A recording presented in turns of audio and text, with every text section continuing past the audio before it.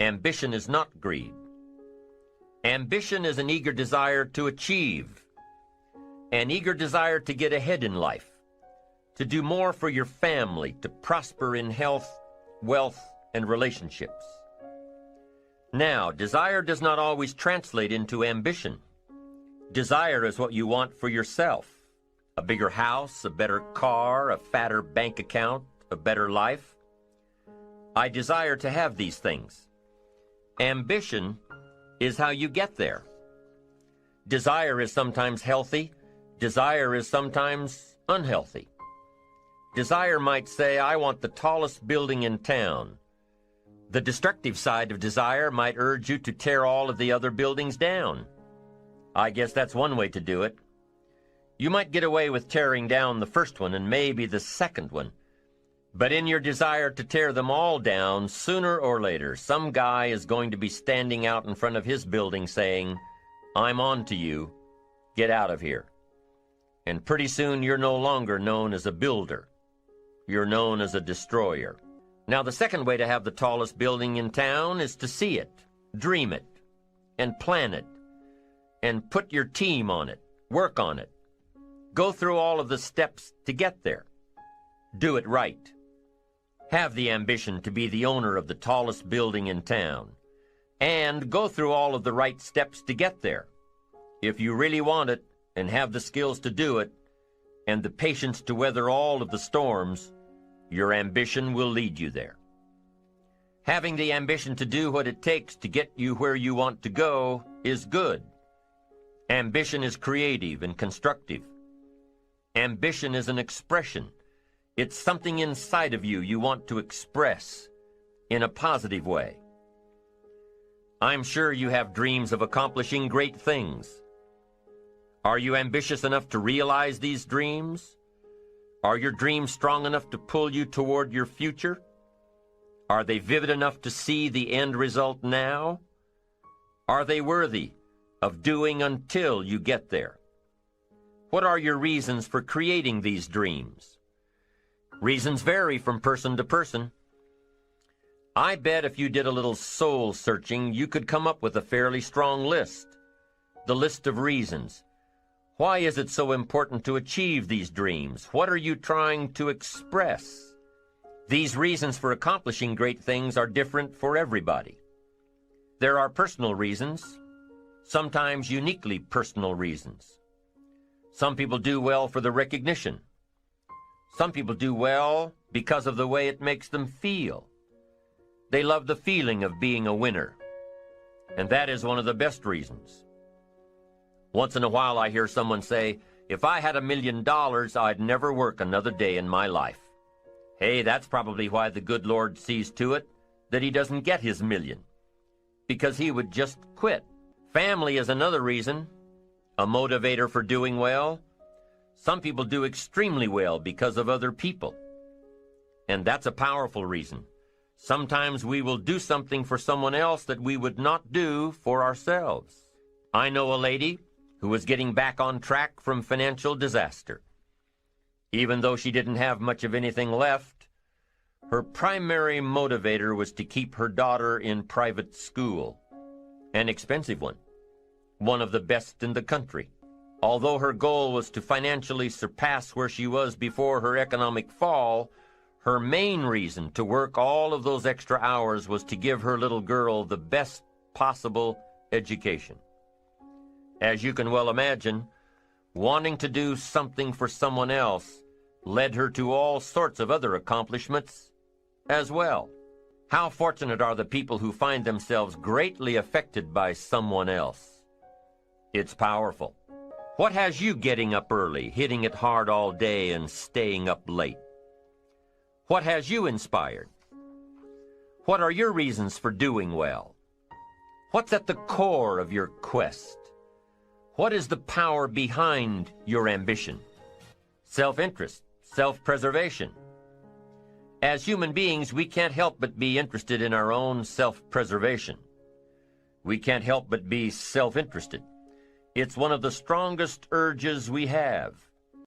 Interested in our preservation, interested in our development, interested in our success. There's certainly nothing wrong with self-interest, but here's the clue. Self-interest must be enlightened as to what truly serves us best. When I found out that self-interest was okay, that was a big relief to me. Now, we're not talking about selfish. We're talking about self-interest. Self-interest needs to be educated, enlightened. Self-interest is willing to be benefited by service to others, not at the expense of others.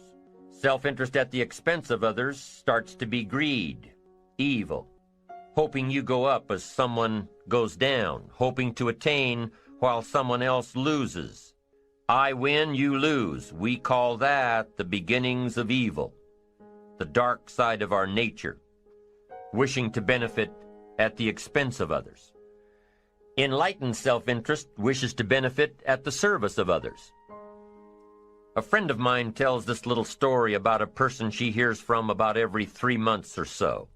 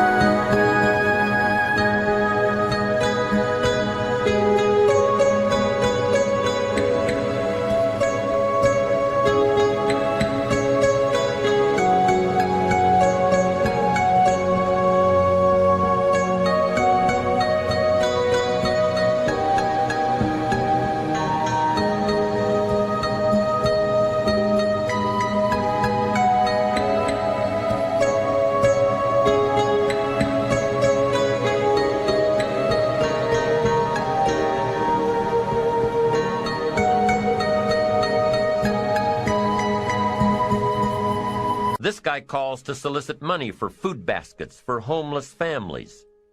She's happy to give her money to them. She was unfortunately homeless for a short period of time, and she knows the position these people are in. This group is legit. She checked them out.